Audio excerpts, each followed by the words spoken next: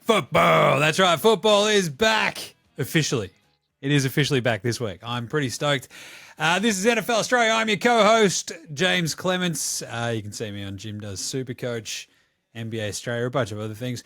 Here in the studio, abandoning my two children because I've got football to talk about. They're fine. They're definitely punching on, but they're fine.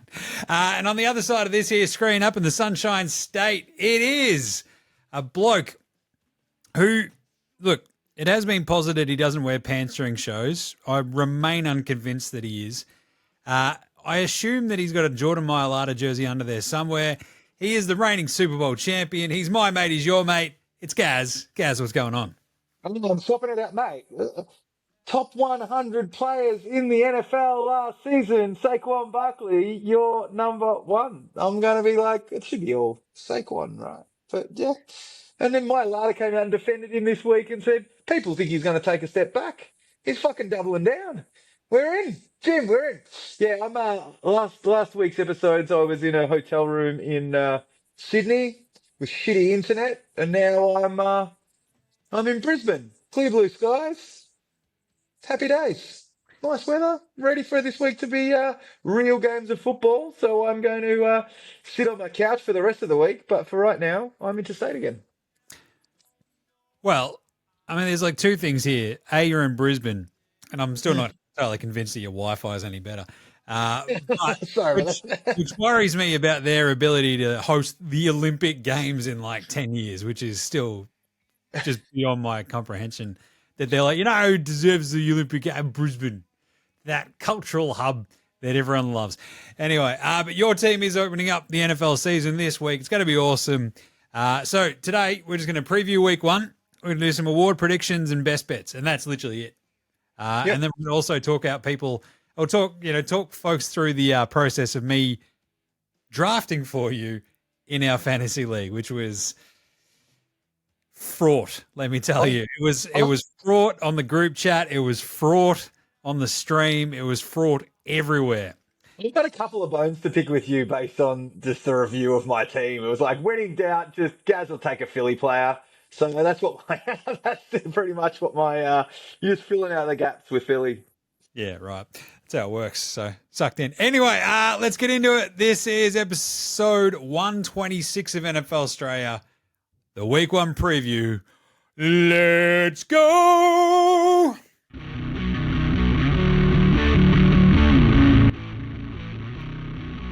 I came to an agreement with Micah Parsons. Goddamn, come on, man. And Anna said, man, Micah, you look at me in the eye. You shake my hand like a man. And he didn't. So I traded him to the Green Bay Packers. I'm Jerry Jones, bitch. And this is NFL Straya. Wow, Gaz. I don't know if that was Jerry Jones and Dave Chappelle doing a Jerry Jones, but here we are. What a week it has been. As mentioned, like, you've had a lot of chaotic stuff going on. I had to draft your fantasy team for you. That was pretty funny.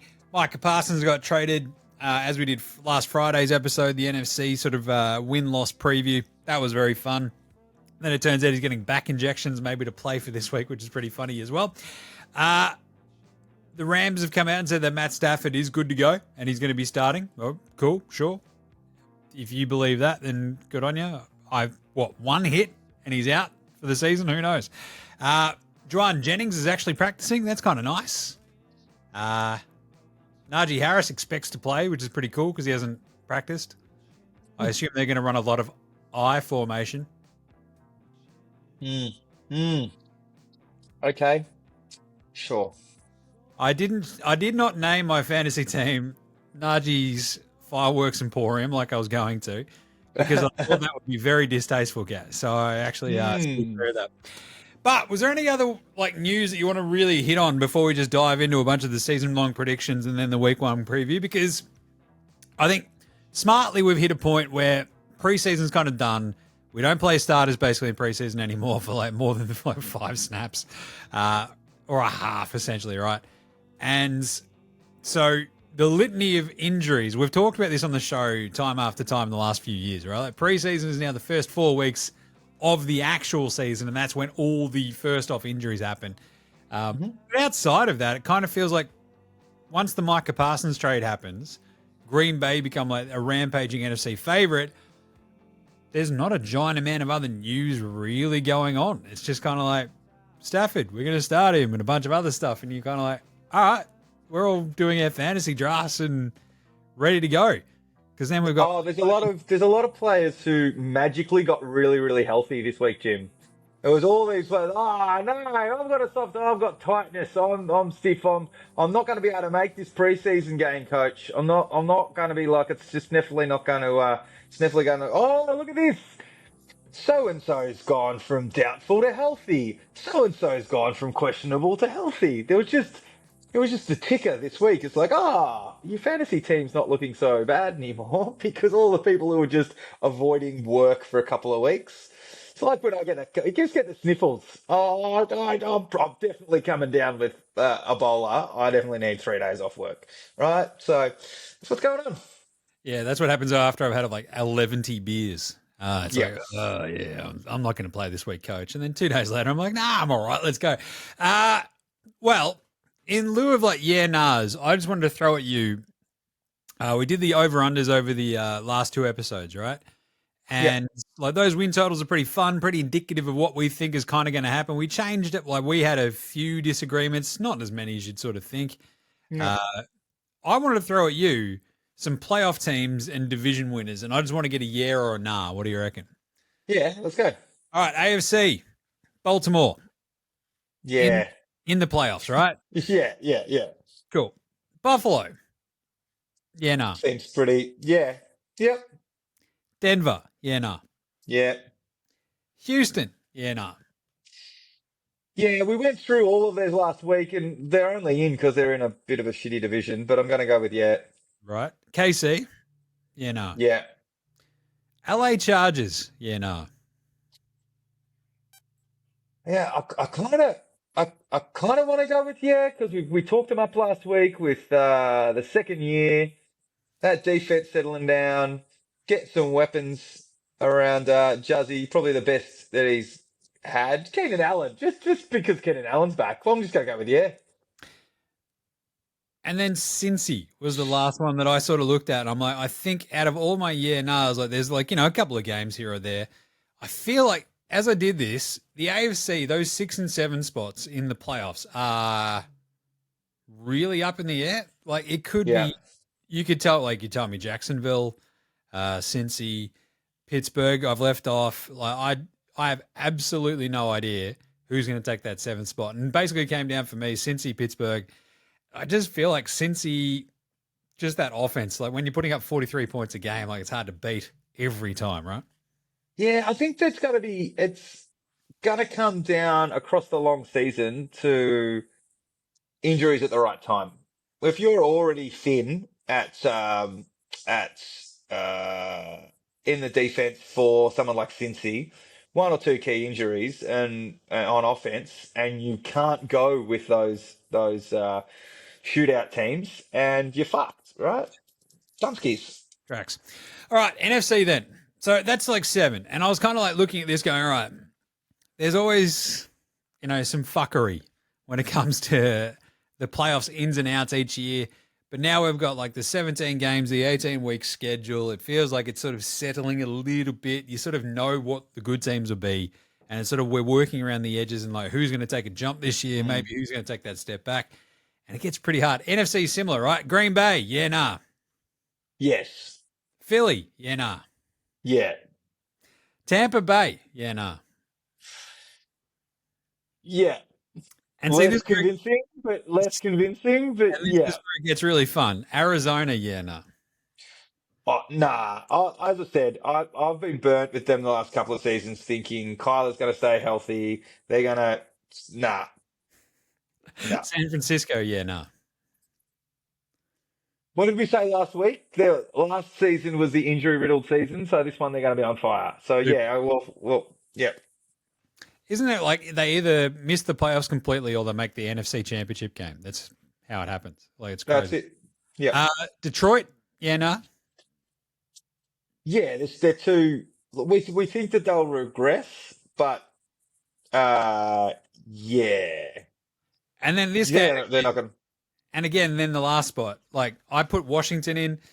This is a team that made the NFC title game last year, but you could also like you wouldn't have to twist my arm very much like for Chicago, for the Rams. Like if Yeah, Stafford is healthy all year, it could be some weird surprise one, like Carolina take a jump. Like, I don't know. Like, it's Atlanta. Like, maybe they don't suck. Penix is good. But I've got Washington just because, yeah, they're old, but they were also really good last year. The schedule gets a bunch tougher, but here we are.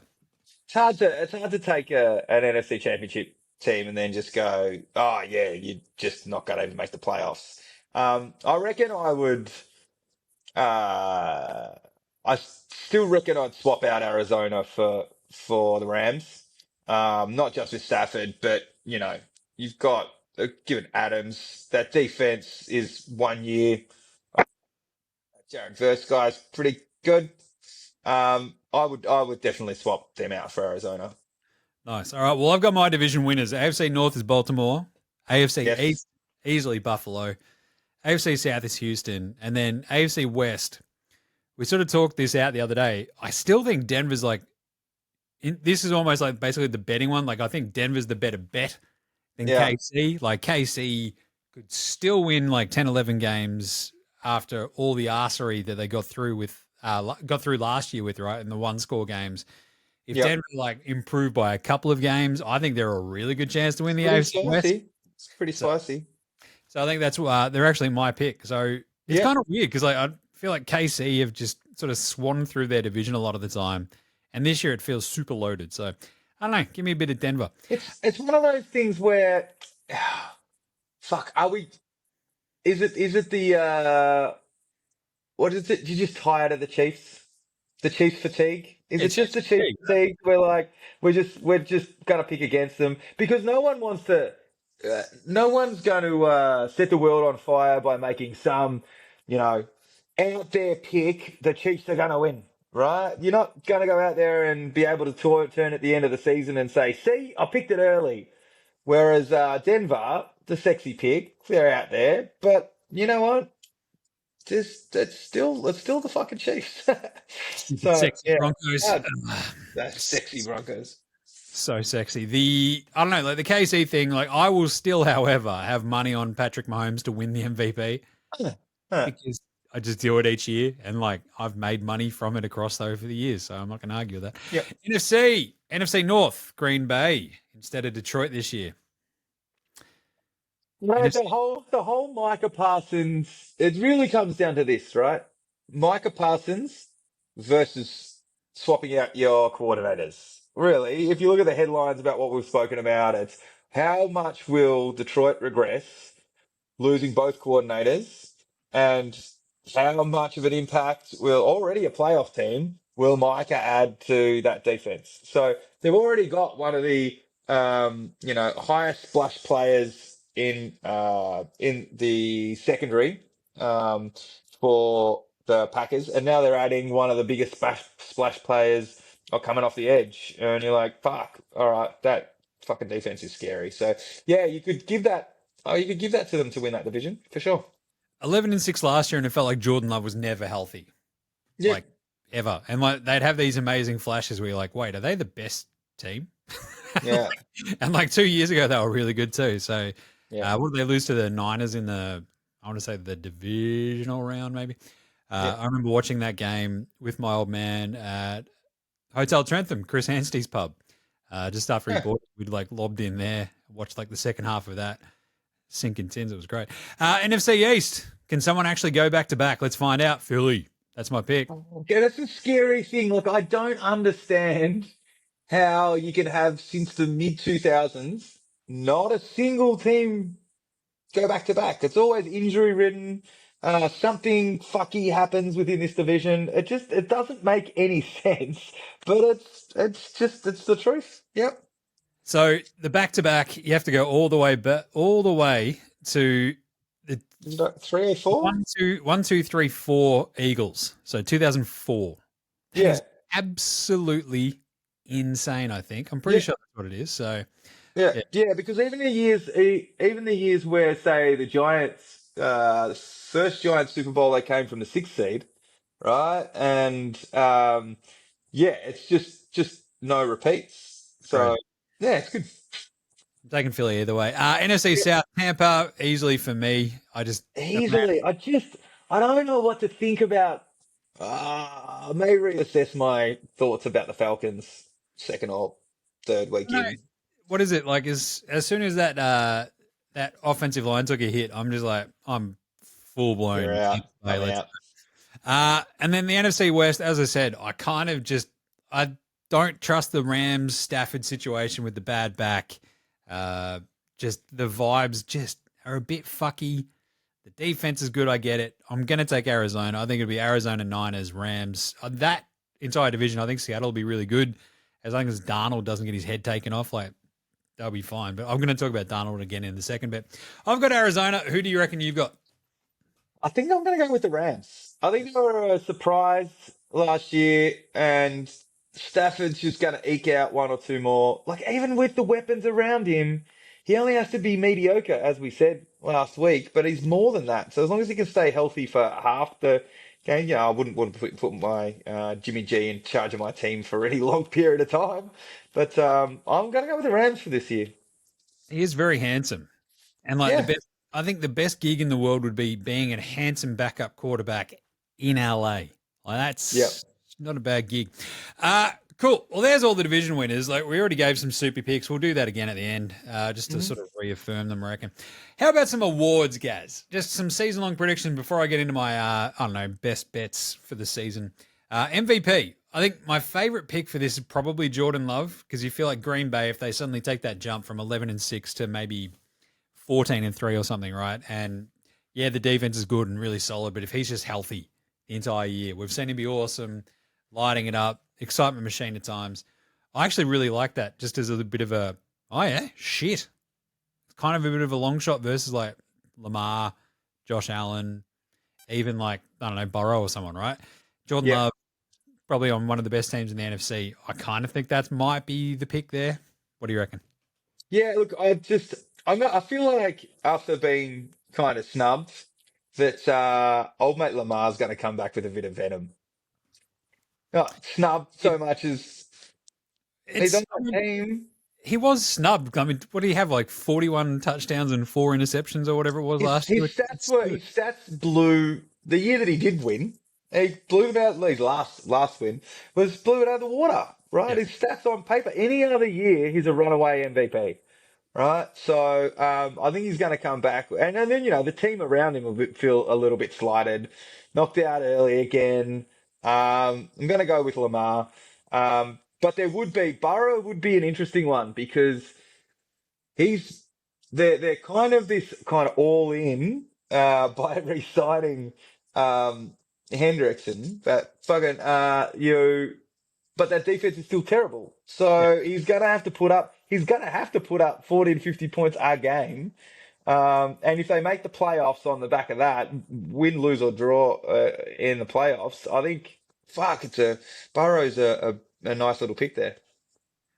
Nice. Yeah, I mean, I think currently Lamar's the favorite ahead of Josh Allen. Oh, I Then haven't Joe looked at the stats. Burrow is actually third favorite already, which is pretty crazy. Oh, there you go. I have not looked at any Anyway, books on that. There you go.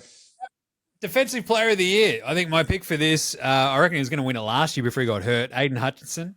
And then the other one that I was thinking was probably Will Anderson from the Texans. I think that defense is going to be awesome. Nick Bosa as well. I think the Niners, if they're doing their weird sort of bounce back thing and he's just healthy, like that's probably not a bad pick there. I don't know. There's like plenty of interesting names when it comes to defensive player of the year. But I think Aiden Hutchinson is kind of like weirdly, I want to check the odds now because he might be like the favorite. He's second favorite. There you go. Micah Parsons, number one.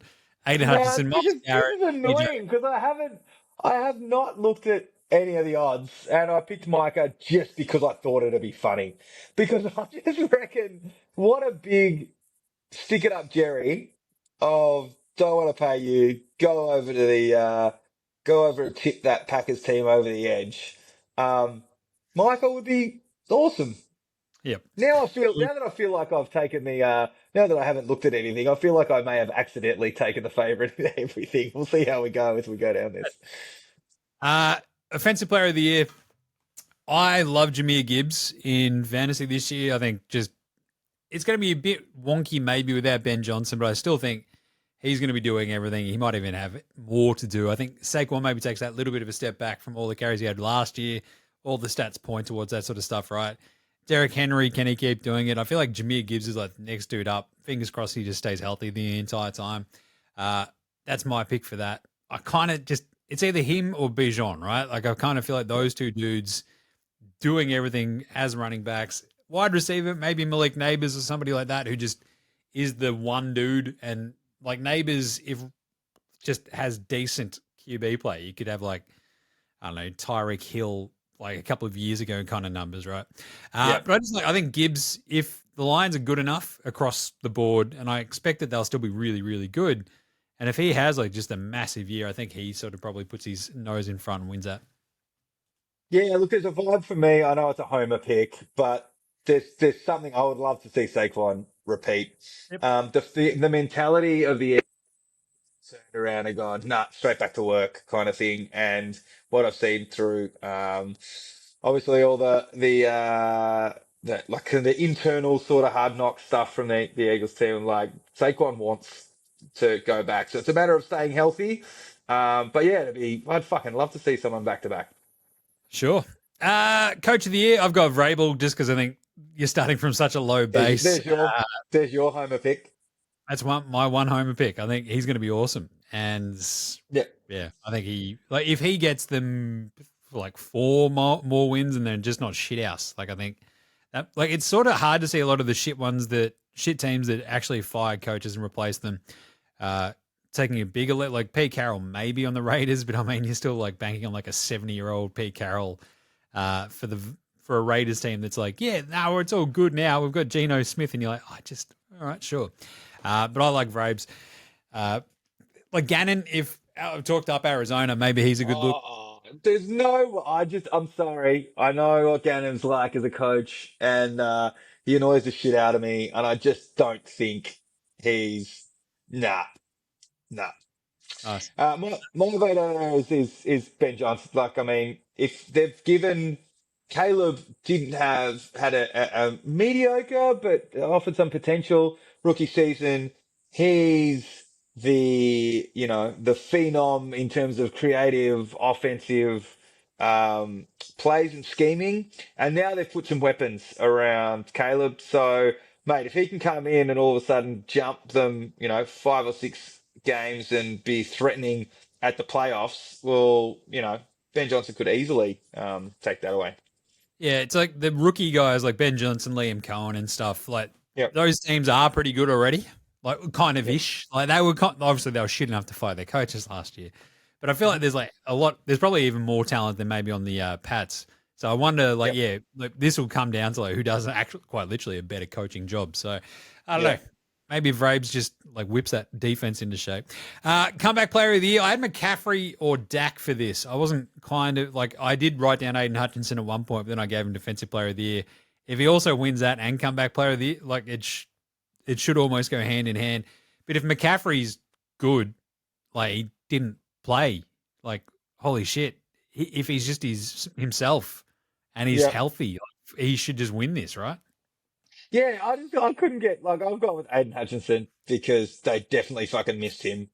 So he could have immediate impact on that defensive line. But yeah, that's why I found it really weird that you've put Aiden Hutchinson as your defensive player of the year, but not as the comeback. Surely if he goes from busted ass leg to defensive player of the year, he's got to earn comeback player, right?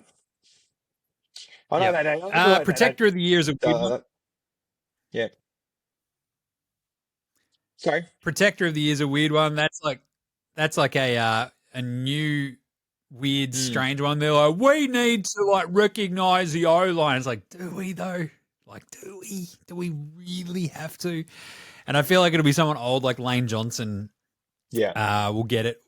But probably like I think Penny Sewell's like the favorite, and that wouldn't surprise me either. It's like fucking O line playing. Cool. Like best of luck. I'm probably not going to bet on that one. No, I don't Um, have me either.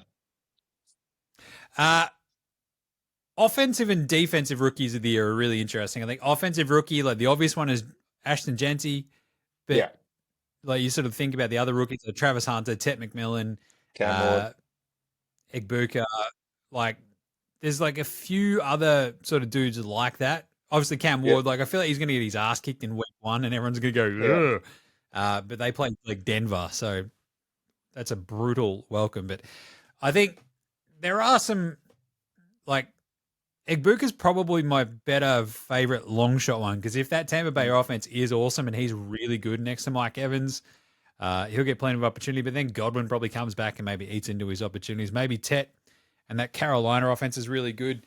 But I feel like Genty's just going to have the ball a million fucking times. Like Hampton was another one that I thought about for this. But then the Najee Harris comes, like news sort of comes out that, I'm going to play. And it's like, it kind of felt like Hampton was just going to be the dude for the Chargers. And now Najee's back and you're like, maybe eats into it. So it's probably just Genty, but I think he's just such a rampaging favorite. It's almost like barely worth it. Cam Ward, yeah. similar. So yeah. Anyway. Yeah, that's what I put. I think it's Genty. Yeah, I put money on him, so I couldn't really go against him. But yeah, just even seeing him in preseason, just running through dudes, like I'm like, that's gonna be a beast. Like as we talked about last week, giving Gino time to spread that out over the middle across the bowers and things like that, and then soften him up a little bit, and then just have fucking Genty go straight up the guts. It's gonna be fun to watch. Yeah. Who would have thought watching the Raiders offense is gonna be fun to watch? But this is 2025. What a world. Travis Hunter, obviously, I just like he's also got Brian Thomas Jr. next to him. I don't know how that's going to go. And Trevion Henderson, my beloved Patriot running back, I think he'll be good. I think he'll give us some spectacular plays. But Ramondre Stevenson is still there, and it's like similar to the Hampton sort of spot. So, defensive rookie Abdul Carter is the obvious one. He's like a rampaging favorite as well. Michael Williams was probably my longer shot one for the Niners. You had a different name though as well. Yeah, look, I think that my problem. Carter's going to be fucking awesome, but that defensive line is stacked, right? And there's going to be the sacks to go around, right? So for me, I know it's once again a homer pick, but I've really liked what I've seen from Jihad Campbell. He was a top of the first round was supposed to be, and then they were injury worried, so he dropped to the Eagles way down the arse end of the first round. But based on what we've seen from training camp, he's not injured at all. So I love it when guys jump to us and he's my problem, I guess my concern about him winning anything like that is next to an all-pro in Zach Bourne who came out last year, so that's going to hurt your stats. But I feel like they're going to use him to rush the passer a little bit because, we did lose Josh Sweat, BG retired, all that sort of stuff. So they're going to look to get a little bit more pressure than they normally would. Vic doesn't usually like to send more people than the D-line. But, I'm going to watch him with bated breath, Jimmy. Nice. All right. All right, so with all that in mind, how about some best bets, Gaz? I don't know, last year I think we did pretty well. As I said, we did a really, really good job on the over-unders, which was awesome. But in terms of some best bets, I think we did some awesome work on like the overs and some receiving stuff. We did okay on some unders for some running backs, which is always like a good look. How about this year? I got a couple of ideas for you. Joe Burrow, over passing yards. It's 4,225 and a half. What else are they going to do? Like they're going to be in shootout after shootout. I reckon like we're going full blown bang on with the Bengals. Like I've sort of limited a couple of these. Like you could also throw in Chase overs. I'm happy with that. Higgins overs. And I do still have Chase Brown over 925 rushing yards and 6.5 touchdowns as well. I kind of like both of those. I think they're just going to try to really batter down your doors because no one's stopping you on the defensive end, right? So I feel like buying into like teams like Cincy and Dallas where you kind of like there's some qualms about their defensive nous. buying Yeah. into their offense is probably not a bad idea. So, Yeah. with that in mind, Dak, I've got Dak second at 3,950 passing yards, right? 3,950. If he stays healthy, I think he easily goes over 4,000. Between Pickens and CD Lamb, like, you think about how much that opens up. They've got barely any running game to like talk of at all. So I love me some Dak as well. Yeah, look, I'm gonna go the opposite, and it's not just because I don't like the Cowboys. But the vibe on the Brian Schottenheimer fucking offensive scheme about run first kind of becomes a little bit stale.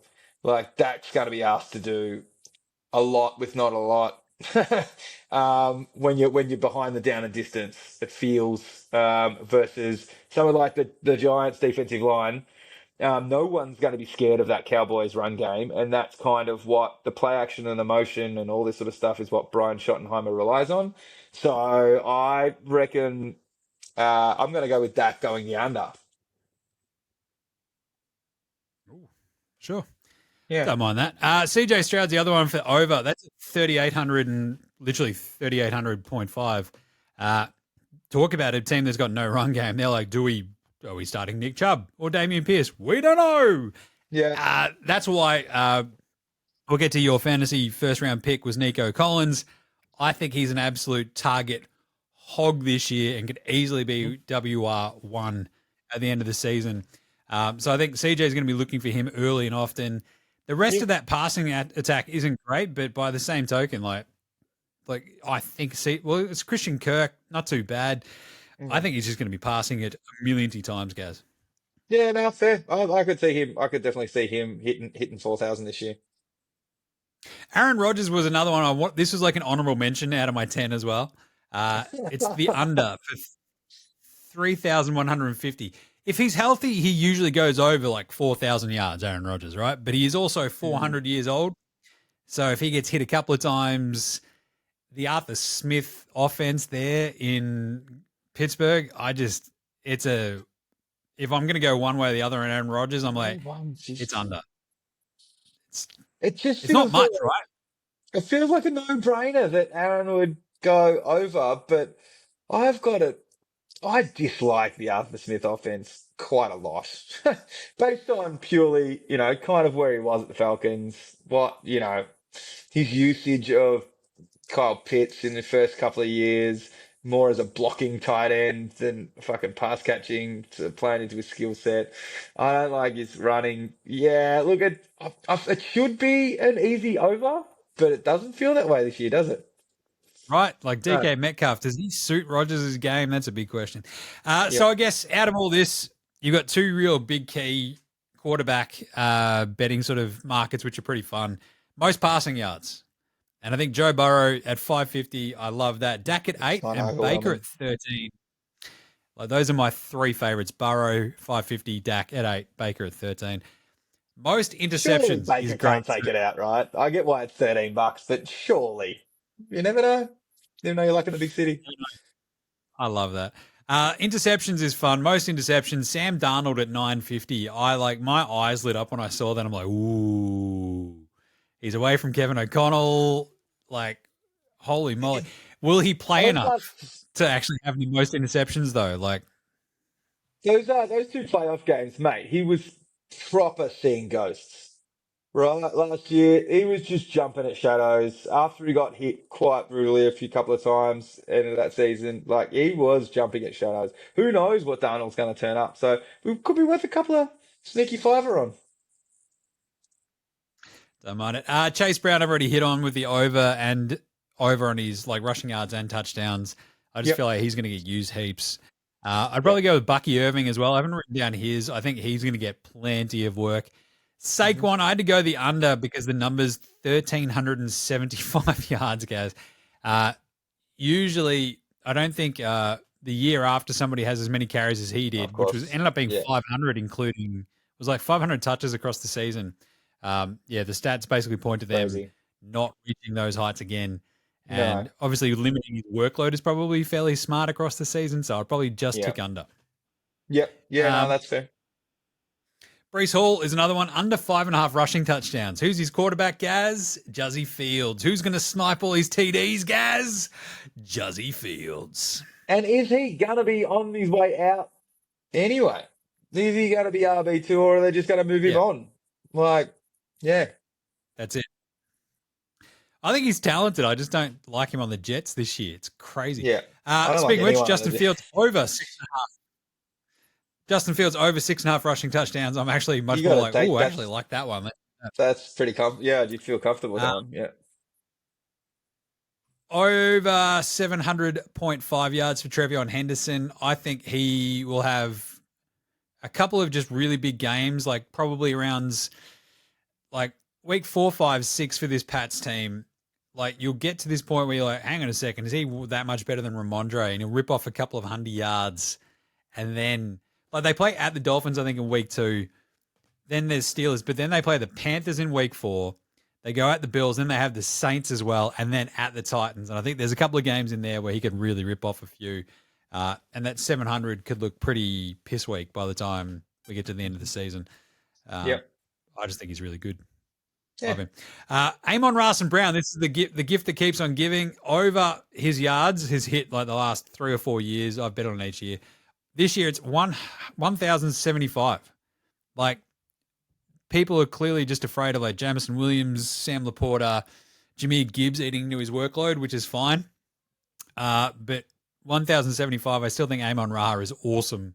And I still think he gets there pretty easily because just sheer volume. That's just what they do. Yeah. They just throw the ball to him all the time. And I think he and Gibbs are just going to feast this year.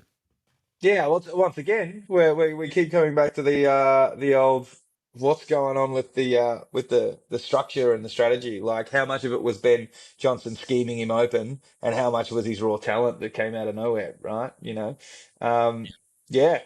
Well, we'll soon find out. Hey.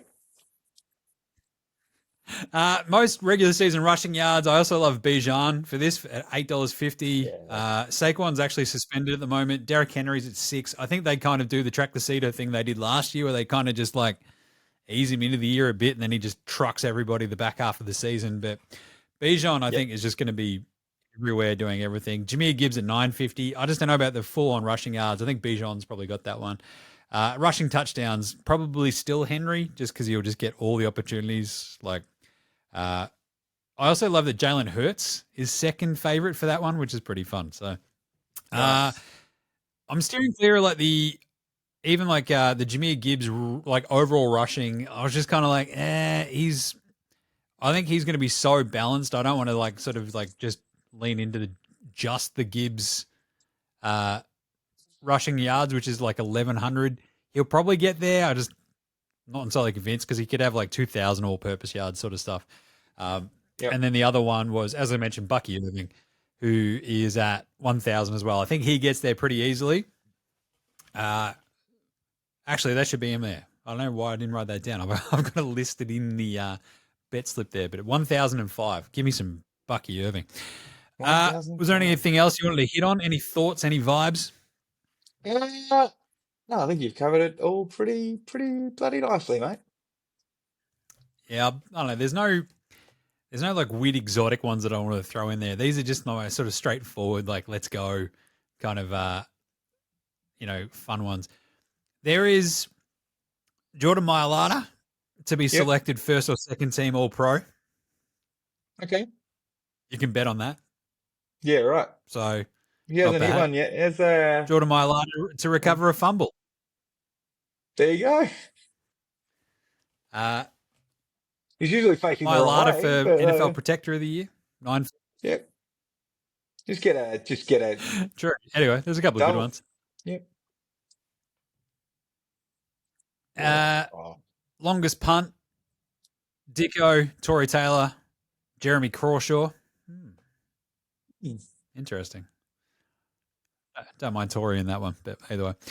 Right. Now, do we want to quickly hit on some fantasy before we do the week 1 preview and get out everyone's hair? What do you reckon? Yeah. You can tell me how you fucked up my draft, Jim. Captain Fantasy. So, turns out drafting for 2 people at once is quite hard. Gaz, I was sort of stuck on the old mate was putting the boys to bed. She was going to run it, but she didn't actually know how to use Yahoo at all. So I was just like, oh, God. So I logged in and off we went. With the Brains Trust, aka the bunch of lunatics that are in the NFL Australia Legends League for fantasy, we essentially were like, all right, best available. That's the fairest way to do it for Gaz, right? Yeah. We quickly hit a hurdle. That was the third pick, where we then realized we had taken 3 wide receivers to say on draft. And I'm like, oh, that is shit. I didn't give you many instructions. To be fair, I've been there, but for reasons that need to be discussed, it was not possible for me at the time.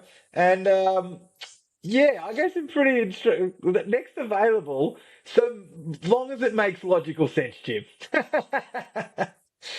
I think I Sorry, that also said was running back heavy early or so. I can't remember my tips were, my cues were, but it definitely wasn't 3 wide receivers. Anyway, that was in the heat of the moment. It got a bit much on us, and AJ Brown was the second selection, and then T Higgins was the wide receiver. It was like literally I'm not best unhappy available, I with think, them, when we took right? it. I'm not unhappy with who you gave to me, but it was pretty weird to go. I mean, we are playing half PPR, so you know. Yeah. Well, that was kind of it. We're just like, well, wide receiver is going to get plenty of targets, but I think looking back over it, because you ended up with Chuba Hubbard and Isaiah Pacheco as your running backs, and I'm like, fucking, that's actually not too bad. The big problem was when like the next best up was like Mark Andrews, a tight end, and you're like, oh, that's not good. Yeah. And then I think we had people going, Jim, I think we need to get Gaz a quarterback. And you're like, oh, yeah, we probably do. And by the time it rolled around, I think Kyler Murray maybe just went or might have gone up. Anyway, but it ended up being Brock Purdy. So you've got a decent bench. I better hope for this is the year that he does stay healthy and he does have some decent yards and shit, because otherwise I'm in the shit.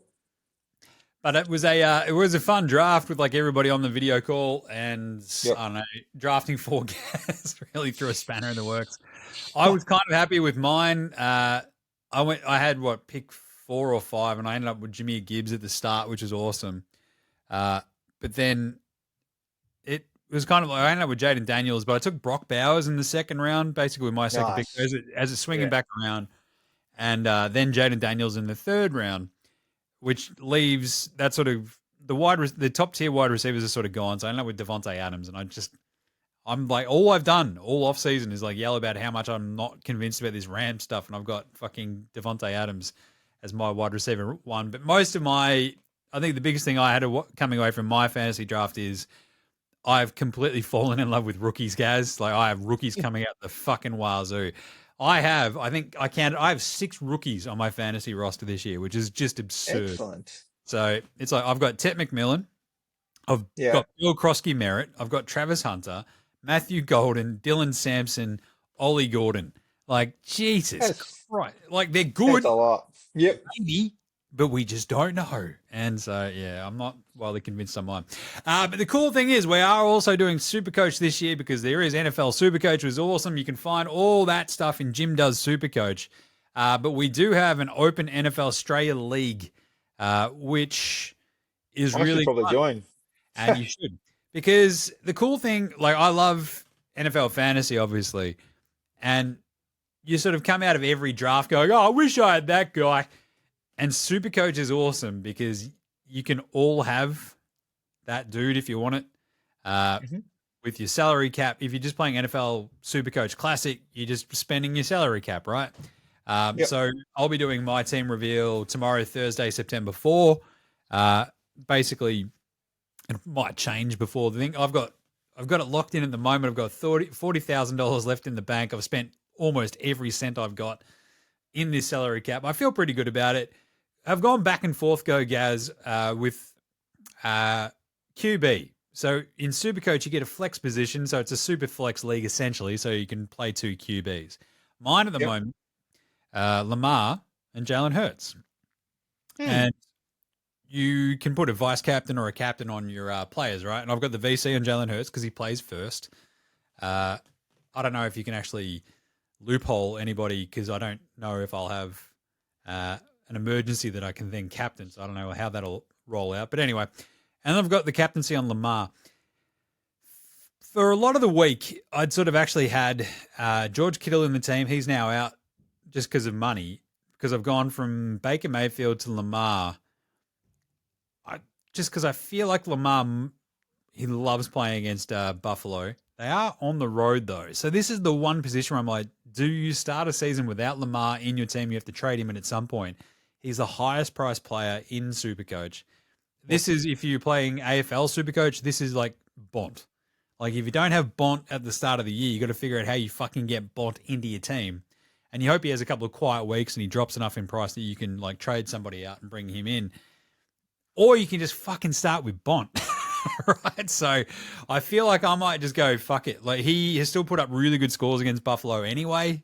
So I might just roll the dice and go, hopefully he's all good. Hopefully he has a bean his fucking bonnet about losing the MVP last year to Josh Allen and he goes bang. But I feel pretty good about my team so far.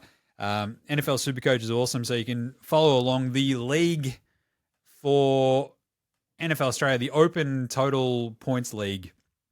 At the moment is open, and it will stay open, I think, for a few weeks. The league code is 681935. So join that. I'll pop that up on the screen as well if you're watching on YouTube. 681935. So it's going to be fun. I'm really looking forward to SuperCoach NFL. Can you tell I've already done like fucking 80 videos already on our channel? So Jesus, Jim. It is very fun. I'm going to throw a bunch of shorts in there tomorrow as well. So it's going to be very, very, very cool. So go check all that out. Right. Let's do it. You ready for a bit of a week one preview? I am. And this is brought to you by Dabble. So you can sign up using the link in our show description or on our socials. I think there is in the link tree that we might have. It's there. Bang in the code NFL Australia. Follow along all the picks that we'll have each week. We'll have all of our picks, or at least all of my picks. Sorry, guys. We've only got one account. Like, you can go follow Gaz on Dabble if you want, but I've got the NFL Australia account, so blow it at your ass. But if you just bang in that code NFL Australia, you can follow along with all the stuff that we do. I'll also have like, same gamers and like big. I think one of my favorites last year, and probably one of the more successful ones, were like anytime touchdown scorer multis across a couple of games. Because by the time you sort of get to a point in the season, you kind of know who's going to be the focal point of an offense. It does sort of like get a little bit easier to sort of navigate. First couple of weeks might be a little bit different, but we'll see how we go. So you can follow all the vibes over at Dabble. Use that code NFL Australia. Follow along. Join up using the link in the show description or on the socials. It's all there in the link tree. Right. Week one. We have a game on Friday. We have a game on Saturday, guys. How good is that? So we start off Friday with your beloved Eagles hosting the hated Dallas Cowboys for your banner raising ceremony as the Super Bowl champions. And the Eagles are 7.5-point favorites against the Dallas Cowboys. This goes one of two ways, doesn't it? You kick the flying fuck out of them, and we all look like idiots for like, oh, but Dallas is not too bad. Or Dallas are like the postscript written on their season already of like, oh, but they're just shit without Micah. Like, are they? Yes, they were the worst defense in the NFL without him on the field last year. But are they? So maybe. Yep. Can Dak throw on the Eagles? Maybe. So I did think about taking Dallas plus 7.5 and just sort of writing that. And I'm like, but then I could know by the second quarter that I feel like a fucking idiot. If like it's up 21-0 and you're like, oh, what am I doing? Why would I take Dallas? So I've gone Philly, guys. Yeah, I've gone Philly as well, but I'm nervous, Jim. I'm not gonna lie. Pickens, we do have a weak spot on our second outside cornerback. So opposite Quinion Mitchell on the other side is definitely somewhere that Dak will be targeting. Because Cooper Jean will not be playing on the outside reportedly, and we've got a second spot in as our safeties opposite Reed Blankenship that will be a bit of a rotating target. So look, there are some weaknesses there. Dak will play into that. the run game, our defensive line, I think will be strong. Um, I'm nervous too. I think their defense, what used to be quite strong, will we'll scheme against. We did it last year where we would kind of run at them. That worked really well for us, and that'll open up Jalen. So we'll just see how it goes. I don't know what to think of this team yet. It's new year, new start. That's also like I think when you look at sort of juggernaut ish like franchises who win a Super Bowl and like keep just fucking pile driving the next season and stuff like that, they tend to just like kick the fuck out of a team in those openers. Like the Pats did it for years. The Chiefs have been doing it. Philly does feel like one of those teams in my brain. So I was kind of like, same as you, nervous, kind of like, oh God, it could happen. And then I'm like, fuck it. But they were so good at times last year. I don't feel like they get the sort of like, oh, we've been there, done that board vibe. I think they just kick the fuck out of teams. Yep. Then we go to Brazil. Second year running, we're going to Sao Paulo.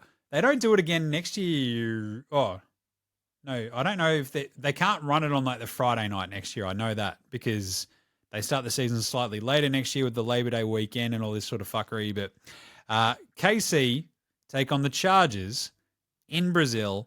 Was it Eagles Baltimore? Yeah. No, Green Bay. No, Eagles Green Bay, because there was a problem last year with the wearing green and also wearing green because of the gang colors. Yep.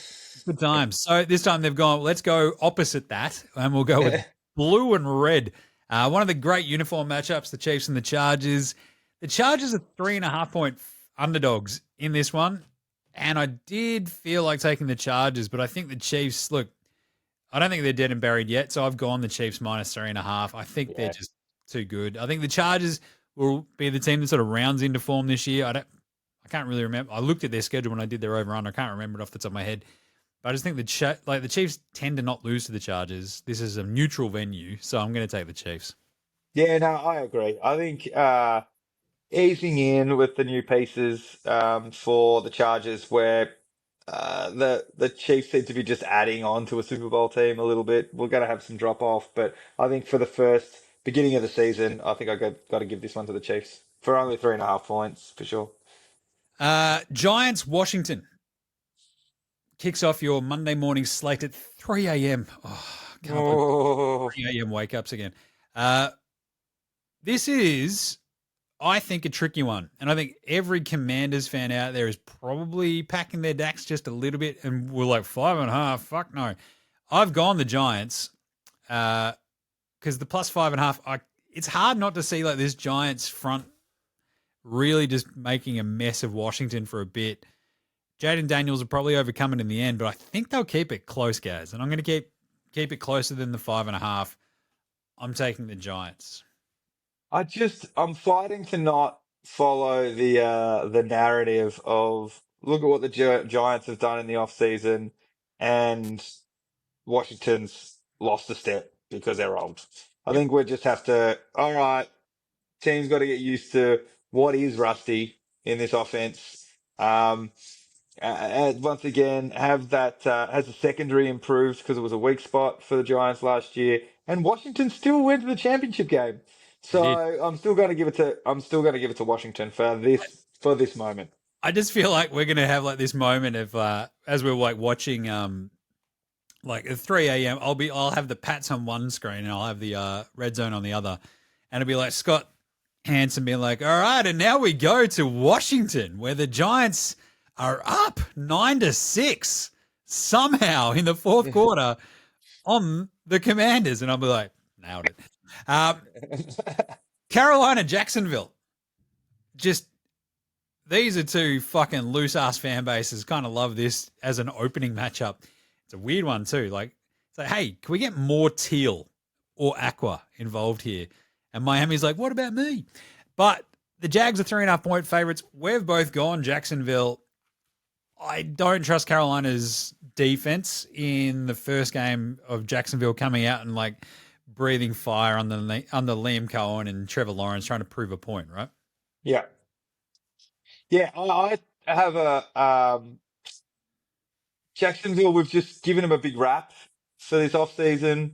where we think they're going to go, and they're going to at least be improved on what they were last year. And I think Carolina have a bit to prove to show that they weren't, Young wasn't just coming on as that flash in the pan kind of thing. I don't think they're there yet. I think we've got to give one to Jacksonville.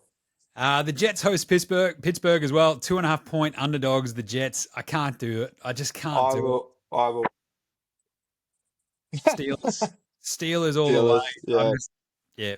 Like Mike Tomlin has watched Justin Fields like last year, and he's like, "I've got this dude solved. Check this out." Yeah. Let's go Steelers on the road. Yep. Then we've got the Raiders at Pats. Love this for my Pats. Home opener, 2.5-point favorites. This screams out they win this by a field goal. And it's like last second shit. I'm fucking sitting there at like 6:30 a.m. ignoring my children, just going, just shut up. Dad's watching the footy. What are you doing? No, shush. Get back to watching like fucking Octonauts, man. God damn it. The kick is up and it's good. And the Pats get their first win of the season. So give me Pats minus 2.5. Vrabel gets off to a winning start. Look, I don't know. I've talked about how exciting potentially the Raiders are this year, and I'm going to give it to them. First game of the season, Gino's going to come out firing. Chinky's going to come and run through your offensive line, and then Brock Bowers is going to go for 150 yards and 30 catches. Yeah, I can see that too. Arizona at the Saints. We sort of hit on this a little bit last week. Like, talk about, dead and buried teams. Oh, they're so shit. We've both picked Arizona in this game. So, pretty heavy road favorites, minus 6.5. I think the Saints will probably put a bit of a scare into Arizona at some point, but then they'll probably just end up eking it out by like a touchdown or two, I think. But on the road as well, like it's hard to trust Arizona like week one on the road. But the Saints, their quarterback is Spencer fucking Rattler, guys. What are we doing? Come on. Yeah. No, it's not. How can you trust this team? I can't imagine myself picking the Saints unless it's like some 14-point in the snow where it's going to be a grind out where we're still picking them to lose, but maybe cover the spread. I can't really see myself picking these guys. Yep. This season at all. Cincy Cleveland is the next one. Speaking of picking teams out, if this number was a little bit higher, I'd be tempted for Cleveland. It's plus 4.5 for the Browns at home. They've got Joe Flacco starting. That's fine. The defense, it's fine. Cincy, always suck in week one. If this was plus 6.5 for the Browns, I'd feel a little bit more tempted, but plus 4.5, I'm probably still going to go Cincy because it could also just turn into this thing where they just beat the fucking doors off them, right? And you're just like, oh, well, that was easy. 41-3. Fuck me. Joe Flacco's 427 years old. What are we doing? Why would you take the Browns? It could happen, but at the same time, Cleveland play them pretty tight. I still think Cincy just eke this one. I'm probably not going to bet this game though, right? Like it's week one Cincy. I just don't want to sort of risk it. Yeah, no, you wouldn't on the. I don't know what Cleveland's got, right? When we're going to go Cincy going in shootouts. I don't think Cleveland have anything worth betting on at this point in time until they show us something. Yeah. So I think you got to go with Cincy. This could be a shootout. Like Cleveland's offense might look like dog shit, but Cincy's defense is horrible. So anyway, yeah. Miami Indy. This is only a 0.5 point, and Indy are somehow favorited. This is Miami on the road, but it's indoors. So I'm going to go the Dolphins. So are you. I think the vibes are very off with Miami, right? But they could fix this all very quickly if they just curb stomp Indy on the road to open up their season. Yeah. Indy, I mean, Danny Dimes, yeah, sure, fine. I just don't like this Colts team. I think they'll be okay-ish to start off the season, and then I feel like the arse will fall out of it again as everyone realizes Danny Dimes is Danny Dimes. Yeah, I don't particularly like too much of either of these teams, as I think we were just clear from our reviews last year. But I think early season Miami, they usually come out with some vibes and go, oh yeah, and then by the way, we can't play in the cold, and then someone gets injured, and then the season falls, the wheels fall off. So I think early season Miami, when everyone can high five each other, let's fucking go. Yep. Indy will still grind out some wins as they always do, but for right now, I'm going to stay with Miami. Yeah, I'm fascinated to see what that Miami defense looks like as well, right? Like just sort of like what it can give them. Like if Indy run over the top of them and shit like that, I'm be fascinated to see what happens then. Yeah. Tampa, Atlanta. Interesting start to your NFC South. Oh, Atlanta are 1.5 point underdogs at home. Again, this is indoors. It's loud as fuck at Mercedes-Benz Stadium. I know. I've been there for that. Tampa are pretty good. This is a tricky one. Like 1.5. I'm actually happy it's only 1.5. Like if it was yeah. much more, I'd probably struggle. It feels like they win this maybe by a field goal. So I've gone Tampa. So have you guys. Yeah, look, this is one where we're both waiting to see what teams come out. Like, there's been talk about both teams in terms of rookies, in terms of structure, handing more over to Bijan this year. What's Baker going to come out? That little grinding little bastard. And but we'll just see what teams come out. I'd like to give this to Atlanta, but Tampa seems to be more of a proven commodity at this point. Yep. Penix, though, it'd be interesting to see what he can do. Yeah, See 100%. what happens. Tennessee, Denver. We've both gone Denver minus 7.5. I think Tennessee will be interesting this year at times. I don't think it'll be week one. Yep. I think the Denver defense is just too good, and Cam Ward is just going to have that welcome to the NFL kind of moment. Everyone's going to say it this week as well. But it feels like it was going to happen. Like, seriously, like the fucking rookie QB up against like one of the very best defenses in the NFL. It just feels unfair. Yeah, it's been unfair. Yep, definitely. I'm with you. Denver all the way. San Francisco, Seattle, and NFC West battle to start us off. The Seahawks are 2.5 point underdogs at home. The Niners, I wanted to take them. I just feel like the 2.5, it feels like this is a very San Francisco thing to like win this 26-28 or something. I'm going to take the 2.5 for the Seahawks. And if Darnold goes out halfway through the first quarter, I'm going to feel like a fucking idiot. So I will take the Seahawks, though. Yeah, I've gone San Fran. Once again, question marks for week one. Some very significant changes to both teams in the offseason, both losing players and getting players back from injury. So we'll see what fucking happens here. I don't know what to make of this Seattle team. Based on what we saw from Darnold at the end of last year, losing some key wide receiving targets, but then picking up some. So, like, who the fuck knows? It is a great like matchup, and it's a great afternoon slate as well, right? Like, because the next one is awesome. The one after that is really good too. Like, this is like I want to see Jackson Smith and Jigba and like Sam Darnold go up against this like kind of softish, unproven Niners secondary, and like see McCaffrey in those awesome jerseys up against like the Seahawks. It's going to be fascinating. Can't wait. Yeah, agreed. Yeah, for sure. Because then the next one is Detroit Green Bay. Shit, yes. Green Bay 2.5 point favorites at home against the Lions. Micah looks like he's going to play. Interesting to see what happens. We've both picked Green Bay, and I do love that it was 2.5. If it was any more than that, I'd probably go the Lions to keep that close. But I'm going to go Green Bay. Feel okay about it. I think just the variety of their offense will probably keep Detroit on their toes and probably keep their noses in front at home. Yeah.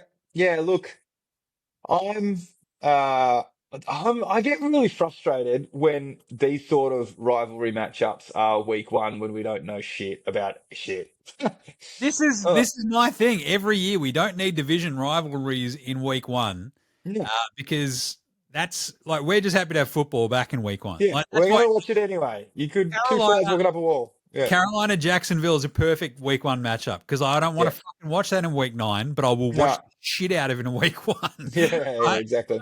Pats Raiders. Like, I don't give a fuck about that in week 11, but week 1 is perfect.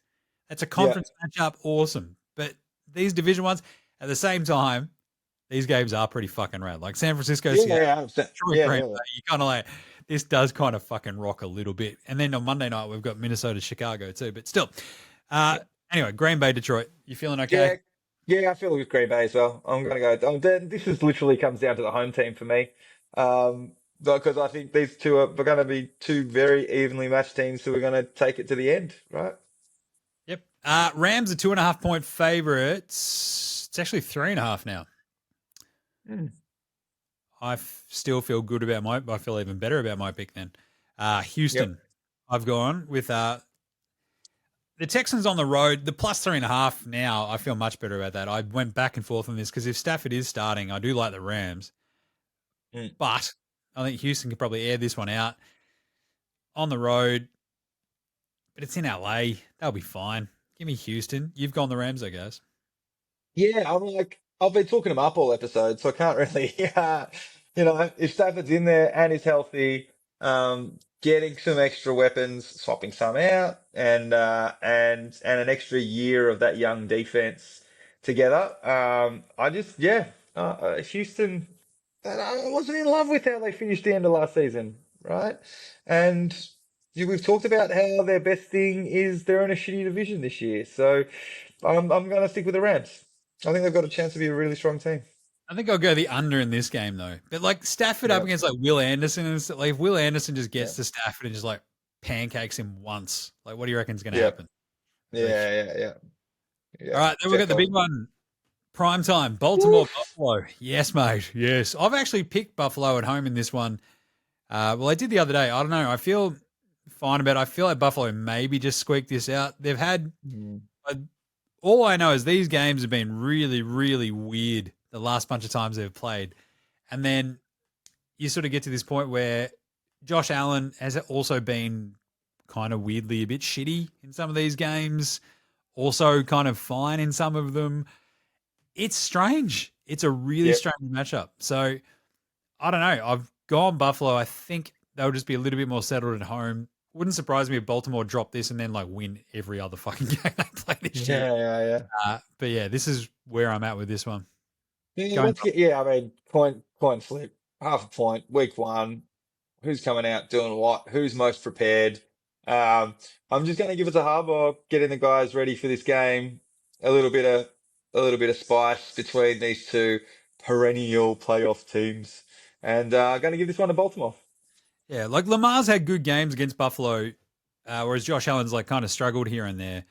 Buffalo, though, have also been in those. Yeah, it's weird, but I'm going to go Buffalo. And then finally, Minnesota, Chicago. I'm not convinced on the Vikings at all. I think the defense will be good. I think the Bears, 2.5-point underdogs at home. We've actually gone both Chicago, Gaz. So I actually don't mind.